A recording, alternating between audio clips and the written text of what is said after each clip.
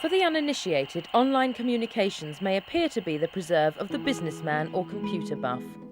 But with many services now offering electronic mail, information retrieval and conference forums through easier interfaces, being online is becoming an attractive method of communication.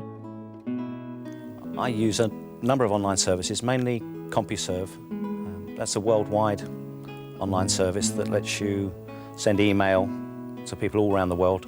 Being blind, I have found that the computer actually is, to use a copyrighted word, a window onto the world.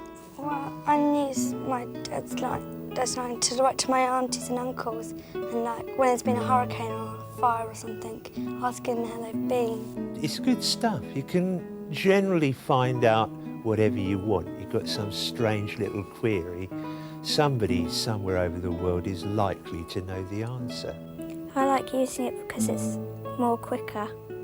I've started using email to communicate with a friend in the States and also a friend at Manchester University who are on the same system. Initially I started because I wrote some music and my friend was saying I should distribute it and let other people hear it.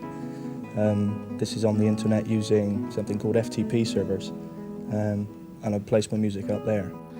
In my work as a vicar, it's quite important to keep in touch with people, and I do use it to keep in touch with other people in churches right through the world. I was at college in America and I bought the computer basically to do essays. I got on the network and I was very, very homesick. I was quite depressed and the network was really a way of helping me out of it. It's like letter writing, only it's letter writing with a difference. It's the old style of letter writing which we had in the Victorian ages when people were writing letters. I think this is the real beauty of the whole thing, is letter writing online. For instance, Kristen with her aunts and uncles in California, she'll write to them tonight, she may get a reply tonight, she may write back again, they may write back again. Within a week they could have exchanged 20 messages, had a huge conversation. You can guarantee at least every hour there's a gender check. Everybody wants to know what sex you are. Only on certain channels. Well, on most of them. And then as you soon as you hang out in the wrong places. as soon as they find out that you're female, it's like, whoom. You get all these messages and, oh, what do you look like, where are you from, how old are you single, all this kind of stuff. You know, well, why don't you just go away? When all the guys on the system hear there's a girl listening in, then, you know, they get quite excited about it. But I haven't actually experienced any problems with that. And you can call yourself what you like. It's not a problem. I have got confused sometimes about a person's gender. Names and handles, by their very nature, are not necessarily definitive.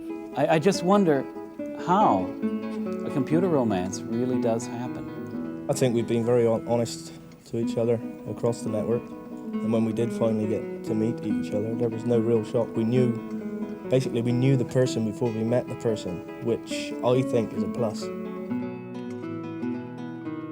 It's sometimes a bit difficult to put your feelings across when all you can see is words. So you've got to use language correctly. And one of the good things about the net is the new things, like the smileys and the emoticons. A smiley is a very good way to let somebody know that you are joking. It took me ages to figure out what this was, first of all, so I thought, oh, it looks just like a face smiling on its side. Correct.